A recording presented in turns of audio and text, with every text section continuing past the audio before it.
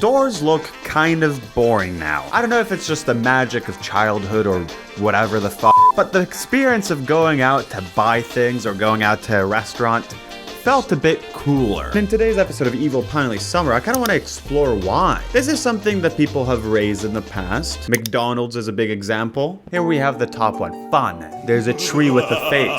Ronald McDonald is doing some crazy things over here. Just lovely, you know? This is truly a place that I like to sit down at and absolutely destroy my body. McDonald's today, it's a f***ing Apple store. Boring, lame, stupid.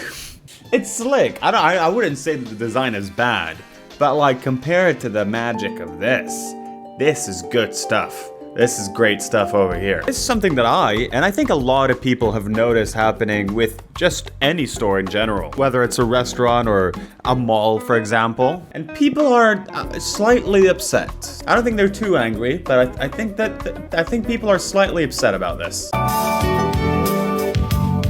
Mall of America in the 90s. This doesn't look that good.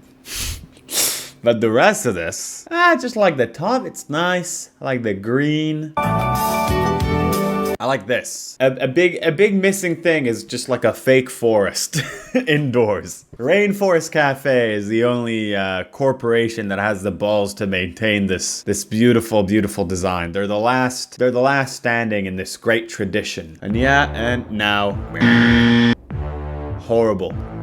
Cue the Papers, Please soundtrack. Look at this. Look at this. Look at this. It all looks like an Apple store. I think I'm blaming all of this on Apple stores, because I remember when they started popping up, I was like, damn, that's the future. This is cool. This looks like it's the future. And I'm assuming that's what other people thought as well. And I think me and other people and the Apple store are probably the problem here. The store to perhaps take the biggest hit from this is Hot Topic. Look at this video. Cue the 90s music as we take a trip down memory lane.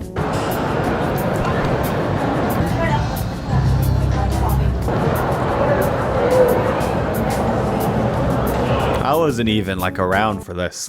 This video is from 96. I was -3 years old. Here. You gonna buy those? She is for So, I don't know, they're just buying stuff. Look at this front of the store. That is sick. Skip to like 2007. Check out this shit.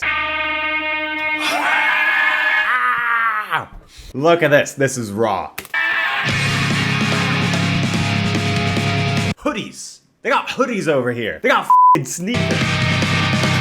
They're screaming about how excited they are about having all this stuff.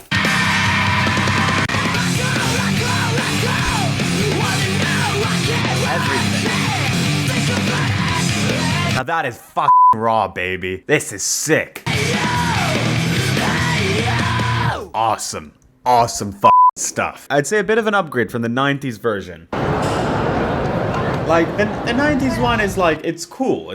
But like, I think they really found their vibe with that crazy shouting energy kind of thing, you know? But I like this video. It's nice to see videos from back then. Anyways, this is one of their cooler stores with this big vault kind of thing situation.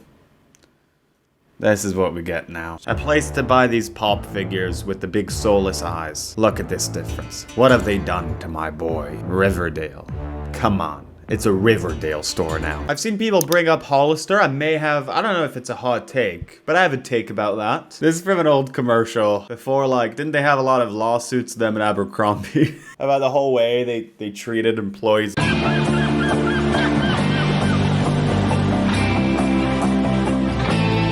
Old school Hollister. I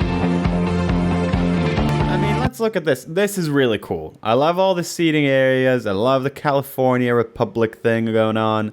I love the lighting. Back then, they were really going ham with the whole shirtless guys thing. If there's something I remember from going to either Hollister or Abercrombie like a decade ago, it's just like the heavy vibes, the aesthetic was a bunch of shirtless guys. And it's like an actual video showing the inside.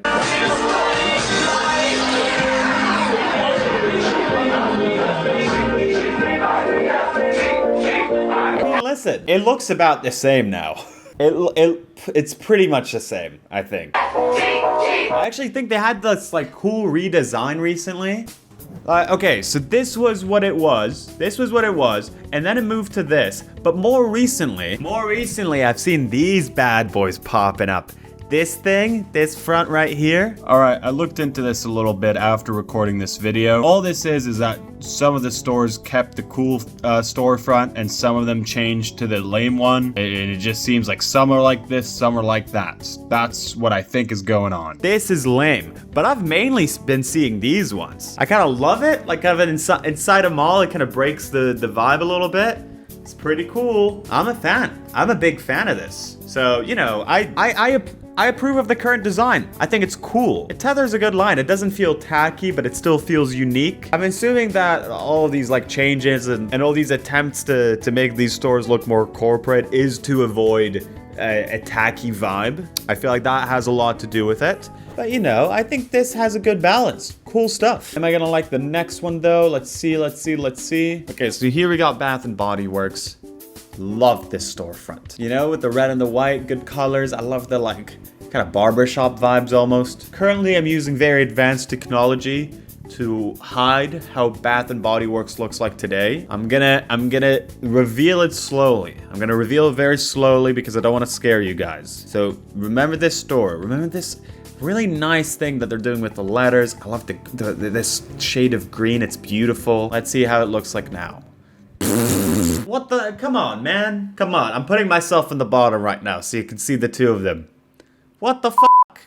What is going on over here? Who was the person in charge that was like, I'd like to make this ugly now? There's so much personality that's been removed. It's a shame. It's a shame. It's a real shame. I'm giving this one a thumbs down. That's the system now. I gave Hot Topic a thumbs down. I gave Hollister a thumbs up for the design. I'm giving this one a thumbs down. We'll have a counter at the bottom, but I'm only starting the counter now. I don't even know how this is going to be visualized in post, but we'll find out. This is the store Lush, all yellow and cool. Boom, this is how it looks like now. But again, I will say the storefront is worse, but I kind of like, I've been to their stores. I kind of like the design from the inside. I don't think it's too bad. I'm going to put a middle thumb. Just it's going over there, you know? Might be controversial because people like to think that everything from the past is good, but like, I do think this is a bit ugly. I do think the logo is a bit ugly. I don't think the new one is that good, but it's like neutral, you know? It's like boring. This looks like a phone company from back in the day. You're not really getting the vibes that you're out here buying cosmetics. This Reddit post has people reminiscing about the past. And the merry-go-round outside the big grimace thing we played in, and the Hamburglar climbing toy thing. Anyone else remember the seats that look like giant burgers? Put them up on this screen, please. This is the main reason I've seen it when it comes to like the McDonald's change specifically, and that is they just kind of stopped having kids as their target group, which ultimately is a good thing. It's, you know, it's a good thing for a fast food company to not target children that directly. And children are the main ones that are gonna be enjoying a big old cartoon tree with a freaky little face. His face is really freaky. He has a creepy face. Yeah.